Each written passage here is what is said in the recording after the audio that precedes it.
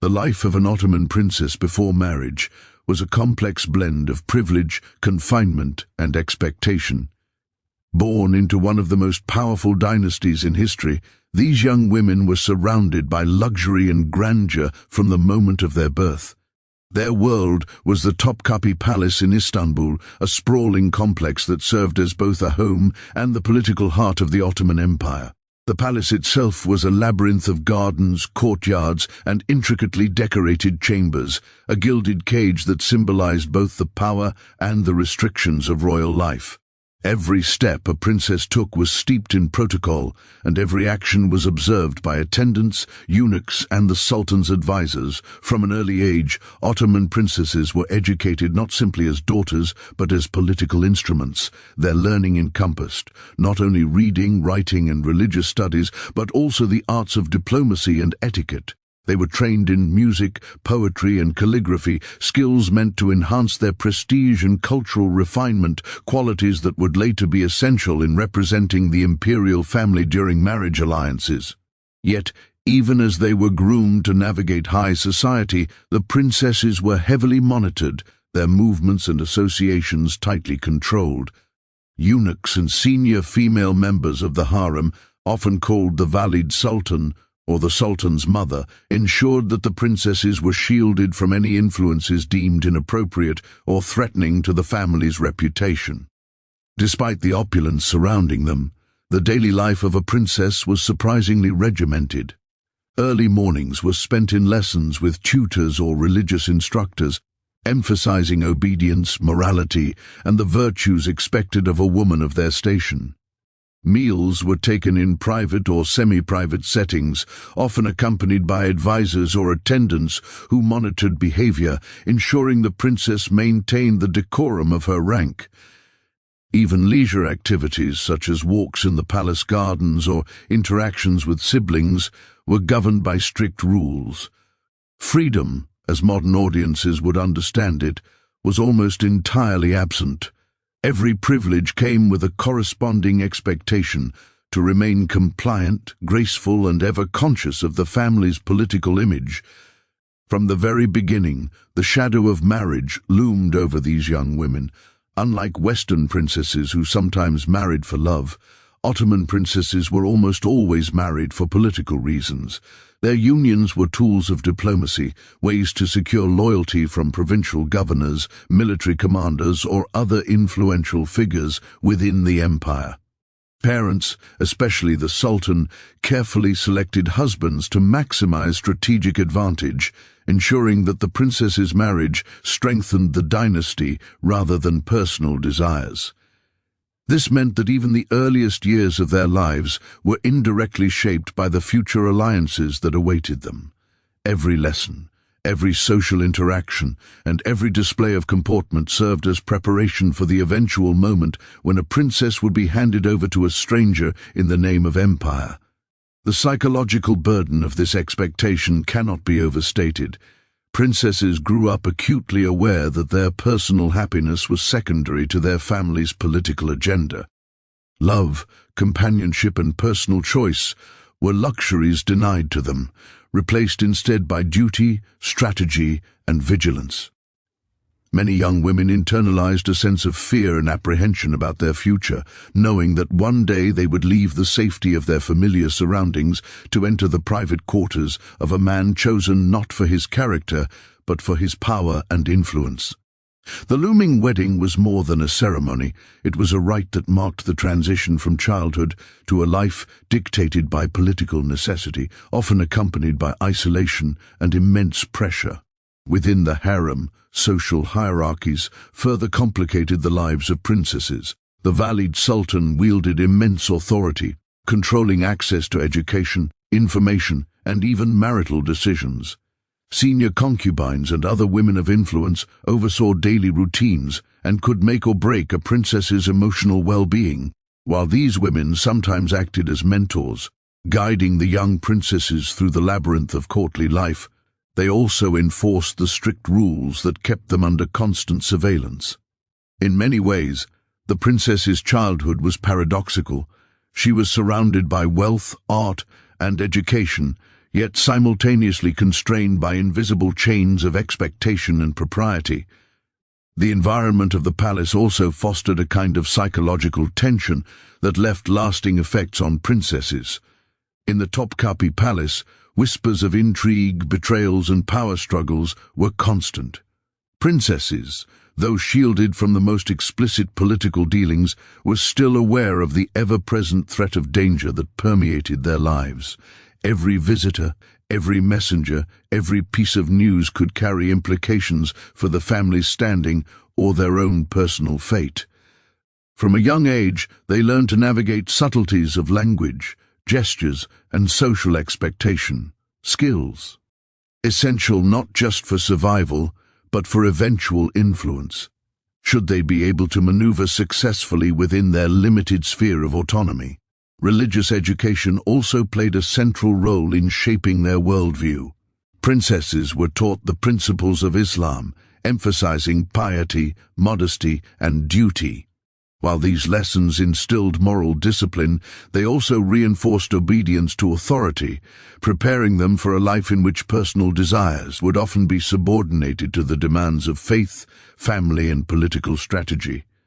Even leisure and play were intertwined with ritual, teaching them how to balance refinement, religious observance, and the subtle politics of a palace hierarchy that demanded constant awareness. Despite these constraints, some princesses found ways to cultivate personal identity and agency. They engaged in artistic endeavors, developed friendships within the harem, and practiced skills that allowed them to exert influence subtly. The arts, especially music and poetry, became a means of expression, offering a glimpse into their inner world, a world largely hidden from the public eye. Yet these small rebellions or personal pursuits existed within the broader reality that marriage awaited as a defining moment in their lives. The security, predictability, and relative comfort of childhood were always temporary, a calm before the storm of adult responsibility. As the years progressed, the inevitability of marriage became impossible to ignore.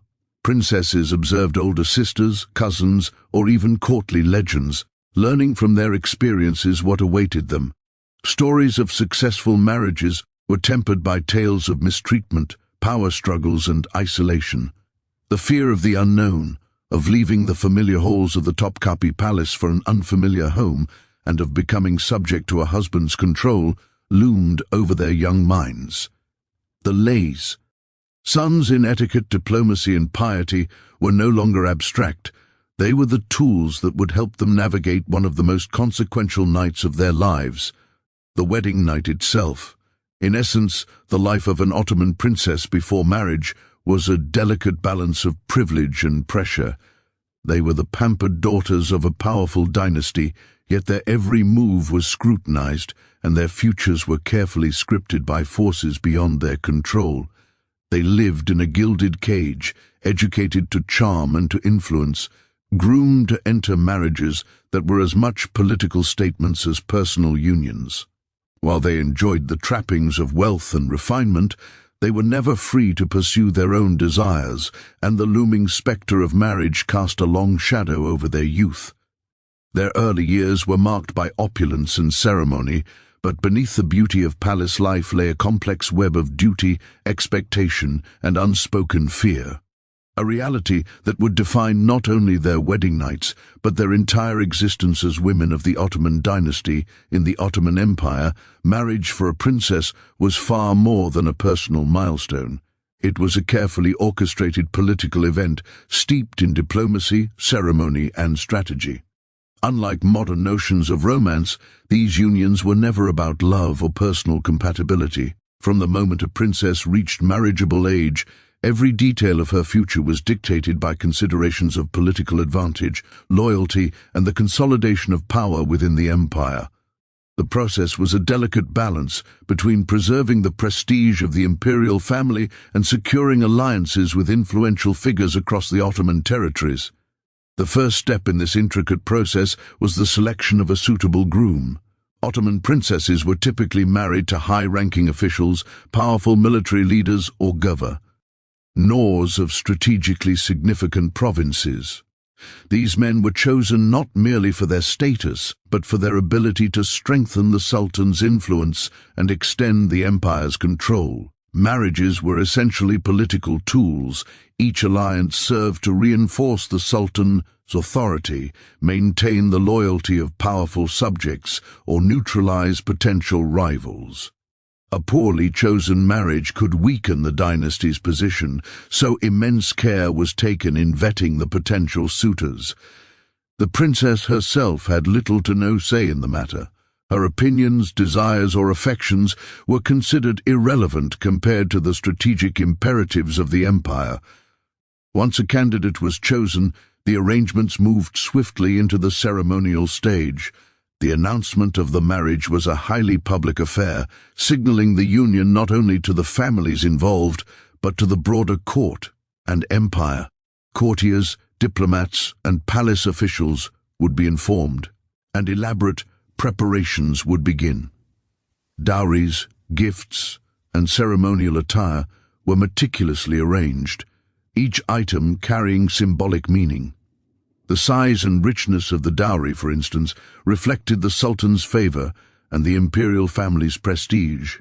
Similarly, the bride's garments were crafted with the utmost care, often embroidered with gold and adorned with precious jewels, signaling wealth, status, and refinement. The rituals surrounding an Ottoman princess's wedding were steeped in both religious and cultural significance. Islamic traditions dictated many aspects of the marriage, from the signing of the marriage contract, nikah, to the prayers and blessings bestowed upon the couple. Yet, these spiritual elements were intertwined with displays of political power. The public ceremonies were designed to impress, reminding all who attended of the might and reach of the Ottoman dynasty, while the princess herself, Ht, have felt overwhelmed by the grandeur and attention. Every gesture, word, and object served to reinforce the authority of her family and the importance of the alliance being forged. One of the most striking aspects of the arranged marriage process was the strict supervision under which the princess lived. Throughout the negotiations, she remained under the watchful eyes of palace officials, eunuchs, and senior women of the harem. These attendants were responsible not only for her safety, but also for ensuring that she adhered to the expectations of conduct and decorum befitting her status. Every interaction she had, even with her future husband or his representatives, was mediated and monitored. The princess was rarely allowed to speak directly for herself, as her words could be interpreted as a reflection of the imperial family's dignity. In this way, her life during the engagement period became a constant exercise in restraint, self-control, and careful presentation. The engagement itself was a complex dance of etiquette, secrecy, and strategic signaling. Messages, gifts, and tokens of goodwill were exchanged between the families, each item carefully chosen to convey respect, loyalty, and compatibility. The Sultan's approval was paramount, and the engagement period often involved extensive consultation with advisors to ensure that all aspects of the arrangement aligned with political interests. In some cases, princesses were introduced to their future husbands only in carefully supervised encounters, preventing any unsanctioned familiarity while still allowing them to observe decorum. Even in these brief interactions, the princess's conduct was scrutinized, as any misstep could be interpreted as a slight against the groom or a misjudgment of her suitability for the role. As the wedding day approached, the anticipation and tension for the princess grew.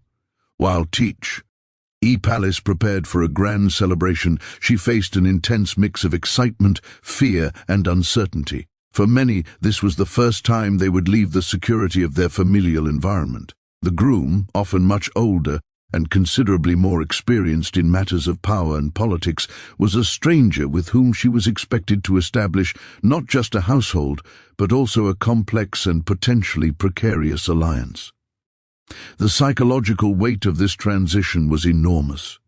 In addition to the pressure of representing the imperial family, the princess had to navigate the emotional challenge of entering a marriage with virtually no personal choice or preparation for the intimate realities that awaited her. On the day of the wedding, elaborate ceremonies marked the princess's transition from her life as a daughter of the Sultan to that of a wife.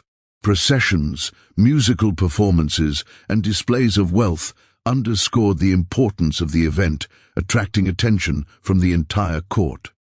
Each step of the ceremony carried symbolic significance, reinforcing the political and social objectives of the marriage. The bride's procession, for instance, was designed to display both her beauty and her refinement, demonstrating the cultural and moral virtues of the imperial family. Similarly, gifts and offerings from the groom's family were not merely tokens of affection, but statements of loyalty and respect, signaling the groom's acknowledgement of the bride's elevated status. Yet beneath the grandeur, the arranged marriage process was often fraught with tension and anxiety. Stories from historical records reveal that some princesses were deeply apprehensive, aware that their future rested entirely in the hands of political necessity. They were stepping into a world where personal desires were subordinated to strategic considerations, where intimacy and domestic life were intertwined with power dynamics, and where failure to conform could have far-reaching consequences. The psychological strain was immense. Even within the wealth and luxury of the palace, these young women were acutely aware of their vulnerability and the high stakes involved. An additional layer of complexity came from the intricate networks of palace politics. The Sultan's court was not a neutral environment. Factions and rivalries often influenced decisions about marriage alliances. The princess's family had to consider not only the groom's power and loyalty, but also the potential implications for internal court dynamics. Marriages could elevate one faction's influence while diminishing another's, and every engagement had to be calculated to maintain balance and prevent unrest. For the princess, this meant that her life was deeply enmeshed in the empire's political fabric, and every personal decision or perceived lack of compliance could have far-reaching repercussions. Finally, the period leading up to the wedding was a time of intense preparation, both logistical and psychological. The princess learned the ritual she would perform, the expectations of conduct she must meet, and the subtle codes of communication she would need to navigate. Lessons in diplomacy, etiquette, and even household management were intensified, ensuring that she could fulfill her role without embarrassment or error. While some princesses managed to find small ways to assert individuality, the overarching reality was one of conformity, preparation, and submission to the political imperatives of the Ottoman dynasty. In conclusion, the arranged marriage process for an Ottoman princess was far more than a simple union between two individuals. It was a carefully staged political theater where every detail, from the selection of the groom to the ceremonial processions, was designed to reinforce the power, prestige, and strategic objectives of the empire. For the princess, this process was a mixture of privilege and pressure. She was pampered and celebrated, yet her life and choices were tightly controlled. The opulence of the ceremonies masked a harsh truth. These marriages were tools of political strategy, and the princess's personal desires were largely irrelevant. By the time she stepped into her wedding chamber, she was prepared to assume a role that demanded obedience, grace, and endurance, marking the beginning of a new life that would test her resilience, her adaptability, and her capacity to navigate the intricate web of power and expectation that defined the Ottoman court. The wedding night of an Ottoman princess was far more than a private moment of marital intimacy. It was a carefully orchestrated ritual, deeply intertwined with cultural, religious, and political expectations. Unlike contemporary weddings that emphasize romance and personal connection, Ottoman royal marriages were intensely formalized events. The consummation of the marriage carried symbolic weight, signifying not just the joining of two individuals, but the forging of political alliances, the continuation of the dynasty, and the stabilization of imperial authority. The experience could be both exhilarating and terrifying for a young princess, whose life until that night had been meticulously controlled, and whose personal autonomy was severely limited. Leading up to the wedding night, the princess underwent rigorous preparations designed to reinforce her role and maintain the honor of the imperial family. She was guided by senior women of the harem, often seasoned attendants who had witnessed generations of royal marriages, who taught her the rituals, behaviors, and expectations of a wife in the sultan's court. These lessons included guidance on modesty, speech, body language, and the ceremonial elements of the evening. The princess was instructed to perform each gesture with precision, as any misstep could reflect poorly not only on her, but also on the imperial family. In a world where appearances were inseparable from status, mastery of the wedding night rituals was as important as the marriage itself. The night itself began with elaborate ceremonial arrangements. Before the princess was escorted to her husband's chamber, the room was prepared with symbolic objects and decorations. The bedchamber, for instance, was often draped in rich fabrics and illuminated by numerous lamps to signify purity, prosperity, and the importance of the union. In some accounts, the chamber contained ritual items meant to bring fertility, happiness, and success to the marriage. Flowers, scented oils, and precious linens were meticulously arranged, creating an atmosphere of both beauty and solemnity. Every element had a purpose, reinforcing the sacred and political significance of what would transpire. Escorts and attendants played a critical role in the wedding night. Eunuchs, whose loyalty was primarily to the Sultan and his family, oversaw the proceedings, ensuring that the princess's movements were controlled and that no protocol was violated. Senior female attendants remained nearby to guide the princess, offering whispered instructions and correcting her posture, demeanor, or responses as needed. While these aids were meant to protect and instruct, their presence also heightened the sense of surveillance and control. For a young bride, the awareness that every action was being observed added layers of anxiety and psychological pressure to an already overwhelming experience. Religious rituals were also central to the wedding night. In accordance with Islamic law, the marriage contract, or nikah, had already been signed prior to the wedding, but blessings and prayers continued to play a key role. Imams or religious officials often offered guidance, emphasizing the moral and spiritual duties of both husband and wife. These prayers were intended to sanctify the union, invoking divine favor for fertility, loyalty, and harmony. Yet, for the princess, these spiritual aspects coexisted with the stark reality that her personal consent and desire were secondary to the expectations placed upon her.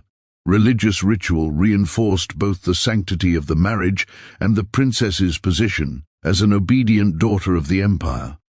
Perhaps the most intimidating aspect of the wedding night was the expectation of consummation.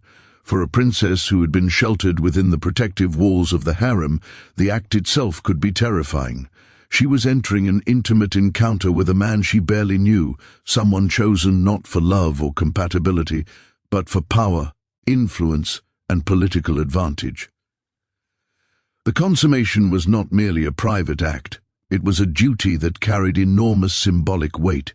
It confirmed the legitimacy of the marriage, marked the transition from girlhood to womanhood, and, in many ways, bound the princess to her husband in a web of political and personal obligation that could never be undone. The rituals surrounding consummation were both formal and invasive. Attendants often remained nearby, ready to intervene if any aspect of the protocol was not correctly observed. In some historical accounts, the young bride's virginity was closely monitored and even verified by palace officials, highlighting the extreme scrutiny placed on her body. This level of surveillance reflects the deeply patriarchal structure of the Ottoman court, where a princess's honor was inseparable from her family's reputation and political standing. The psychological impact of this intrusion cannot be overstated. The bride was expected to submit completely, both physically and emotionally, under the gaze of those who were responsible for enforcing imperial propriety. Beyond the immediate pressure to perform, the wedding night also carried a long-term significance for the princess's position within the household. A successful marriage could secure her influence elevate her status, and ensure the loyalty of her husband and his allies. Conversely, difficulties, hesitation, or perceived reluctance could be interpreted as weakness or non-compliance, potentially undermining her authority and social standing. For a young bride, this meant that her initial encounter with her husband could have consequences far beyond the personal. It could shape her entire life within the court, affecting her power, freedom, and even her safety. Historical accounts suggest that some princesses experienced profound fear, anxiety, and even trauma on their wedding nights. Isolated from family and surrounded by attendants who, despite their guidance, emphasized obedience and control, the bride faced a moment of intense vulnerability. Her body, her emotions, and her future were under scrutiny simultaneously. In a society where appearances and reputation were paramount, any display of fear, reluctance, or discomfort could have repercussions. Some historians note that young brides were sometimes coerced or pressured into compliance, reinforcing a system in which the princess's desires were subordinated to duty, ritual, and political necessity. Despite the intensity and rigidity of the rituals, the wedding night was also an opportunity for subtle acts of agency. Some princesses used their knowledge of etiquette, charm, and cultural refinement to negotiate small forms of control within the constraints imposed upon them. Through gestures, speech, or carefully timed movements, they could exert influence over the interactions with their husbands, or the attitudes of attendants. Yet these forms of agency were limited and required careful navigation of complex social dynamics, highlighting the delicate balance between obedience and self-preservation that defined life in the Ottoman court.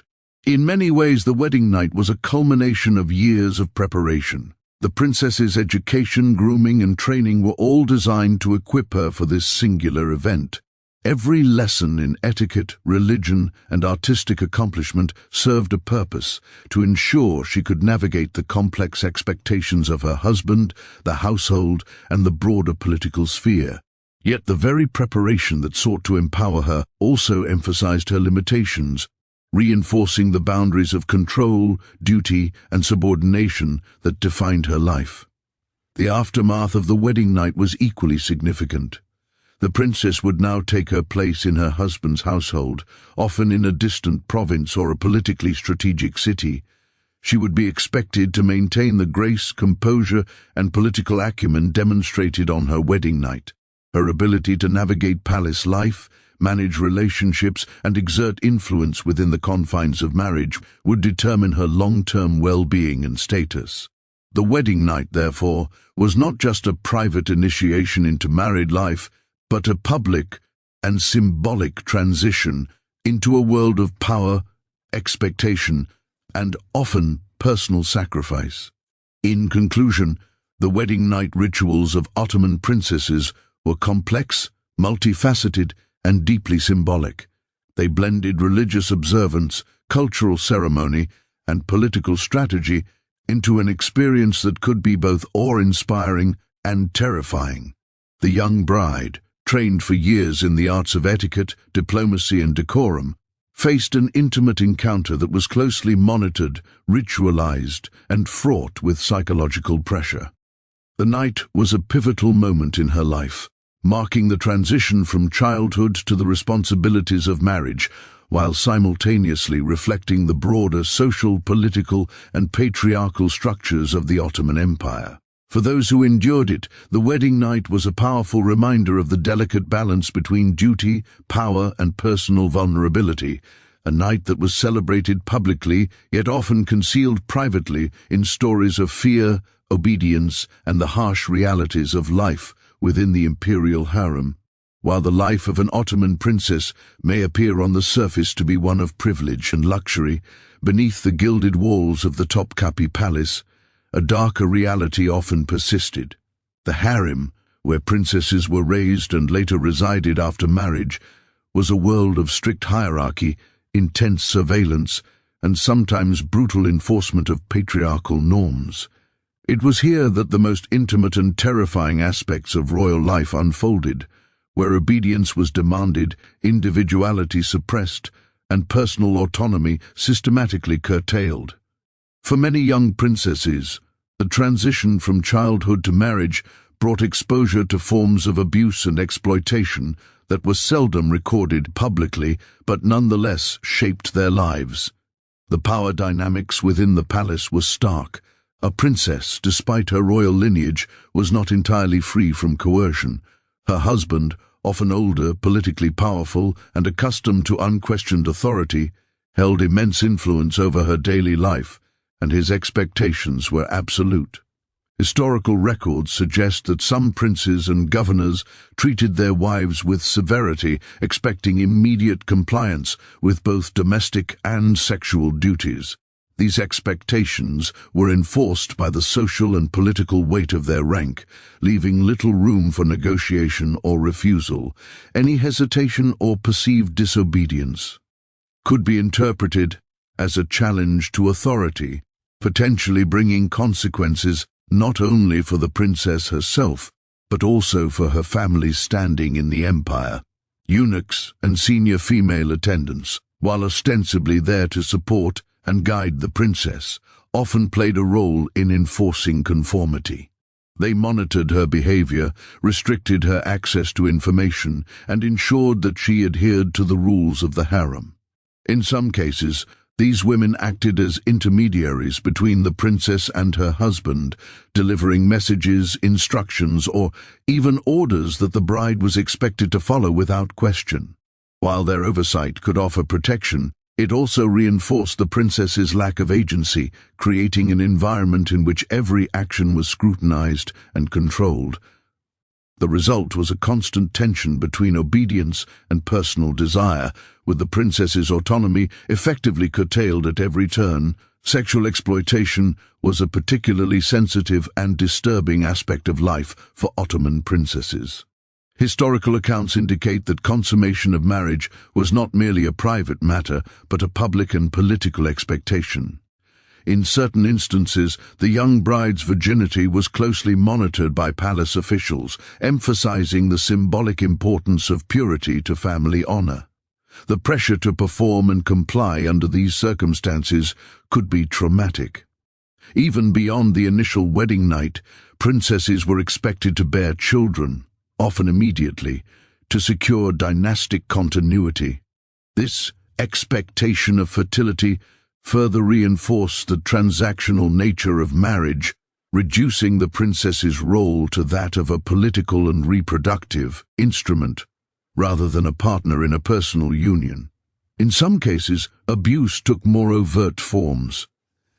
Accounts of psychological intimidation, manipulation, and even physical coercion exist, revealing the extent to which princesses could be exploited within their own homes. The palace, despite its beauty and luxury, was not a sanctuary. It was a highly politicized environment in which compliance was mandatory and defiance could carry severe consequences.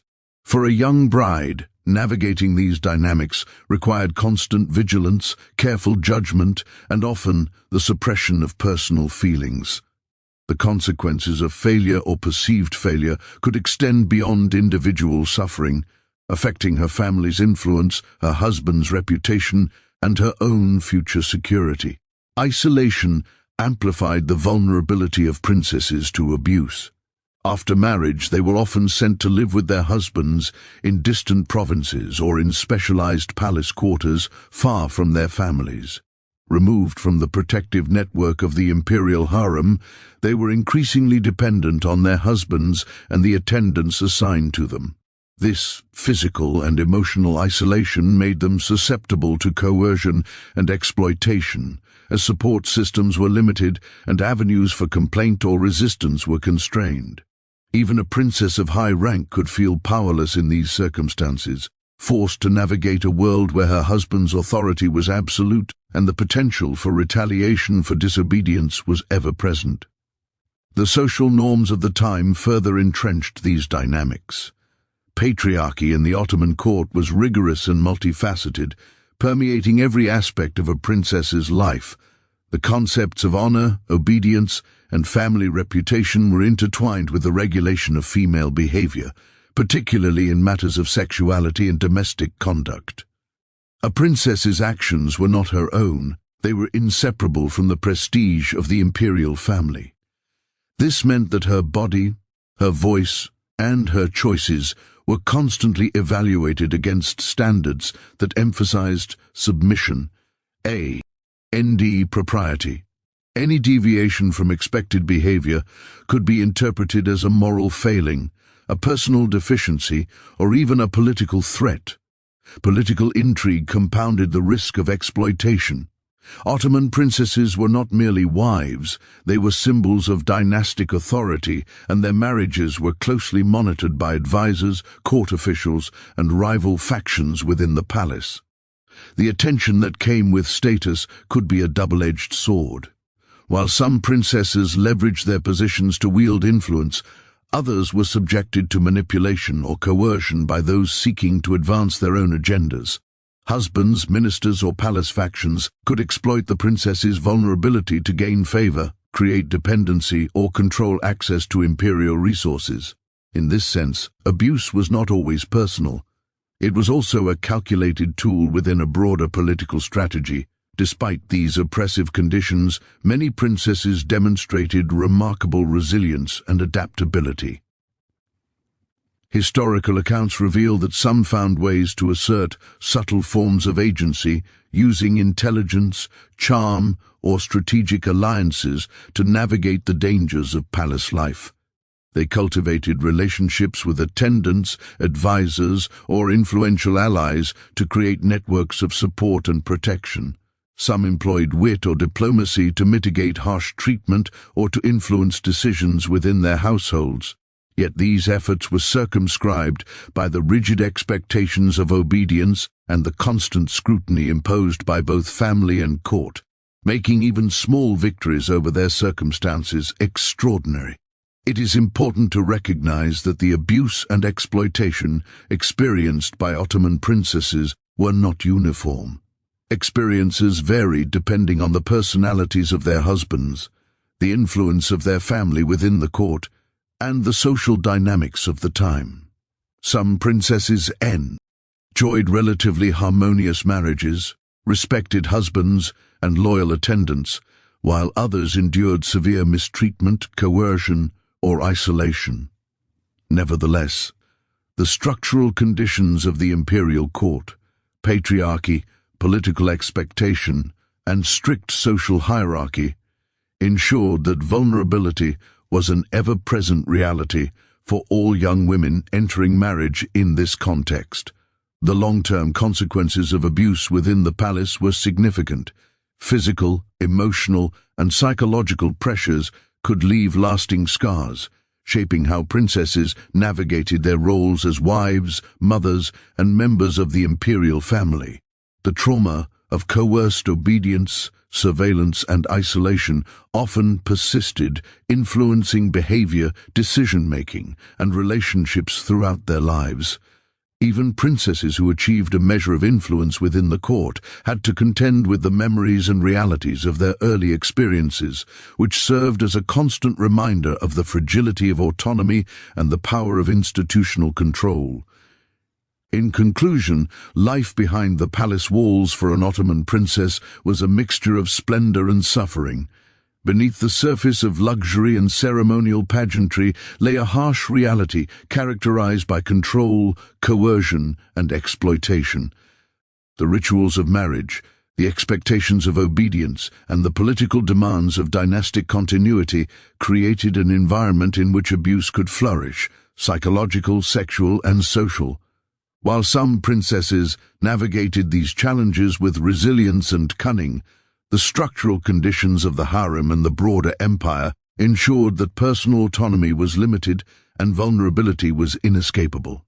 Understanding these dynamics is essential to comprehending the hidden histories of Ottoman princesses, a world where appearances of wealth and power often mask profound suffering, and where the gilded walls of the palace could conceal both privilege and peril in equal measure.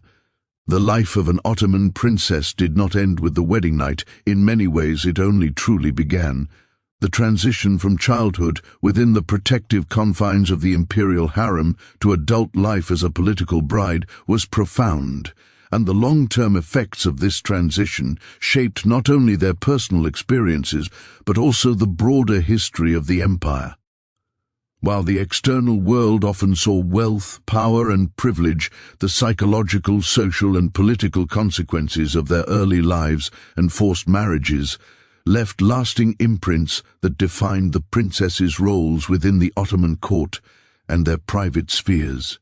The first and most immediate long-term effect was the psychological impact of early confinement and limited autonomy. From birth, princesses were conditioned to obey, to perform, and to prioritize duty over personal desire. The pressure to embody perfection in appearance, behavior, and moral conduct instilled a lifelong sense of vigilance and self-monitoring.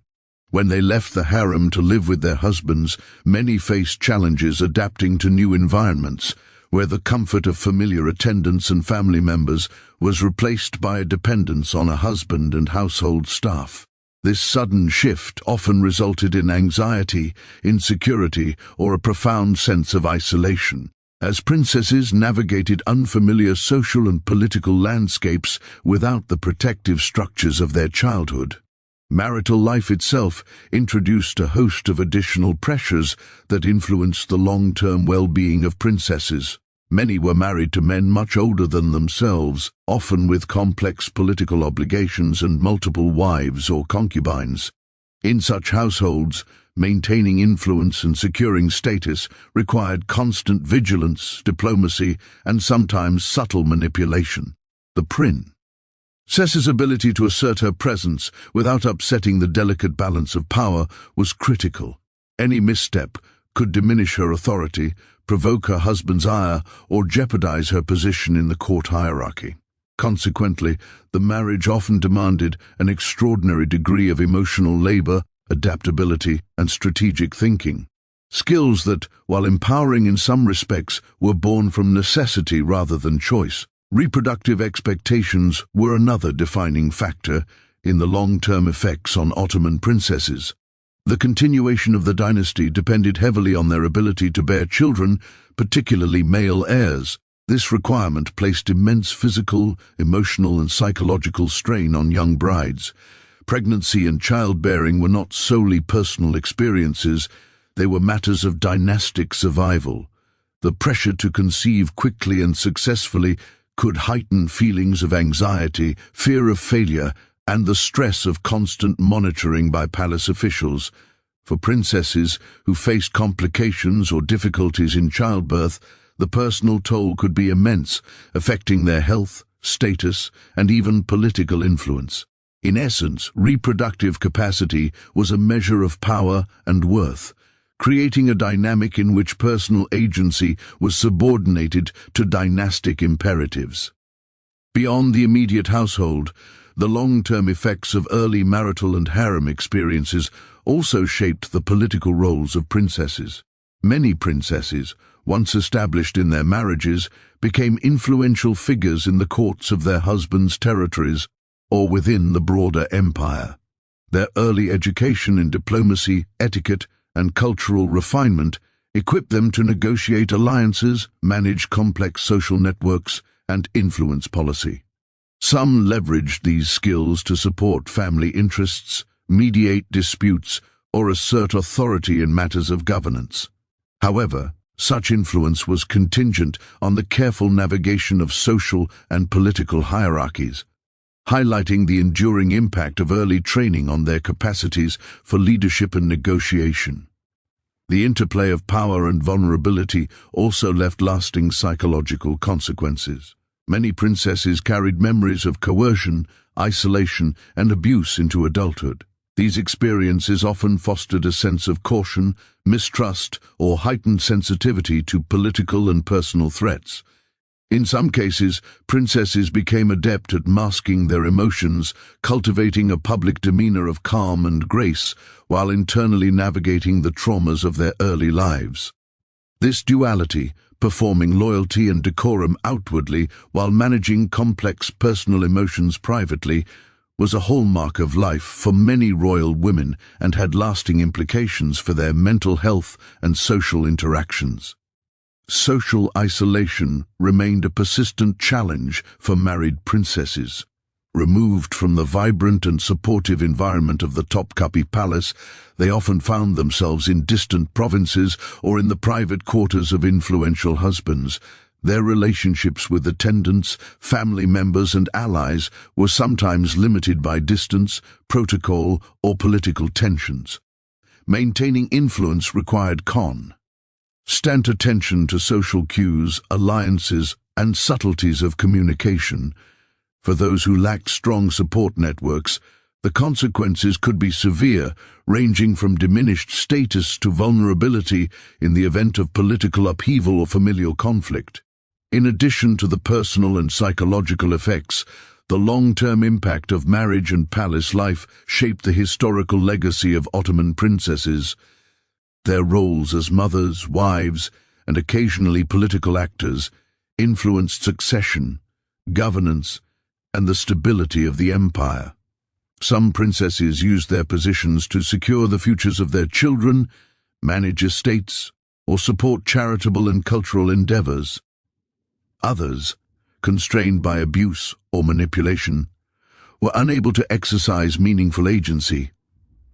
Nevertheless, their experiences provide crucial insight into the social, cultural, and political mechanisms that defined life in the Ottoman court, and the ways in which gender and power intersected in shaping historical outcomes.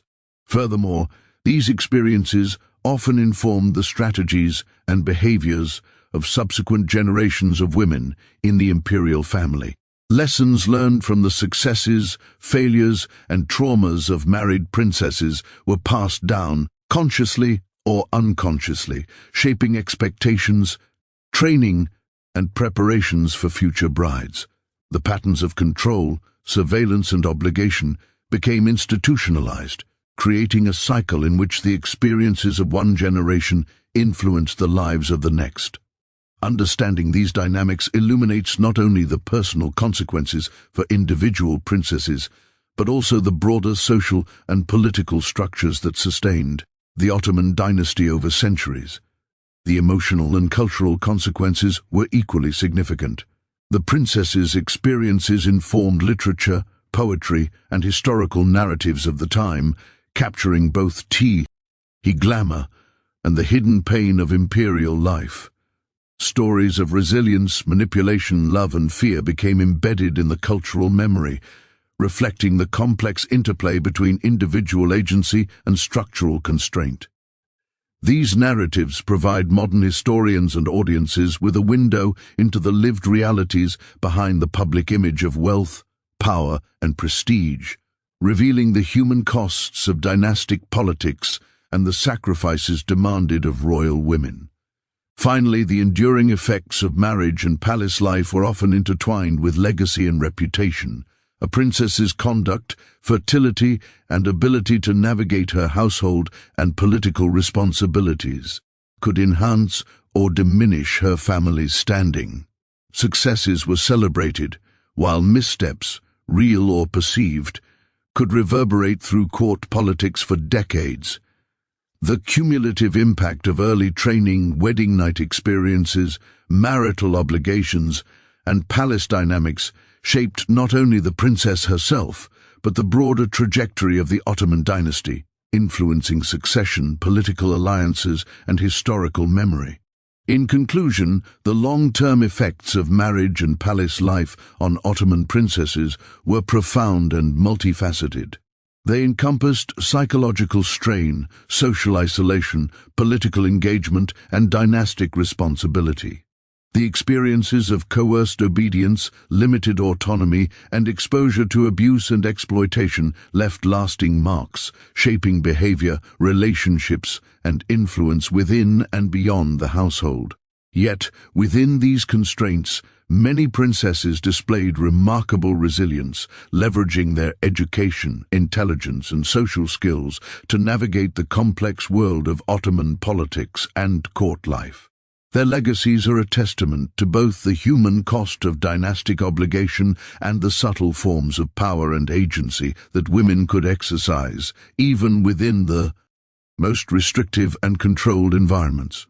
By examining the long-term effects, we gain a fuller understanding of how the lives of Ottoman princesses were defined not only by wealth and privilege, but by enduring struggles, resilience, and the intricate balance between personal vulnerability and political necessity.